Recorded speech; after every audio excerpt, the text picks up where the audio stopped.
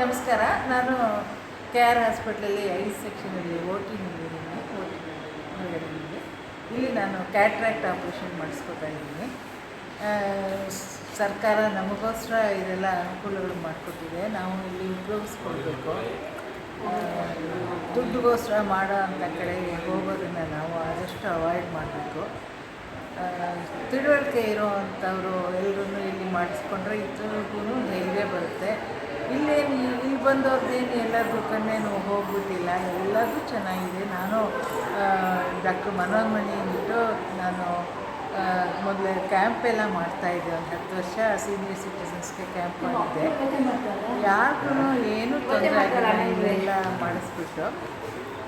ಆದ್ದರಿಂದ ಎಲ್ಲರಿಗೂ ಹೇಳ್ತೀನಿ, ಸರ್ಕಾರದ ಸವಲತ್ತುಗಳನ್ನು ಎಲ್ಲರೂ ಉಪಯೋಗಿಸ್ಕೊಳ್ಳಿ.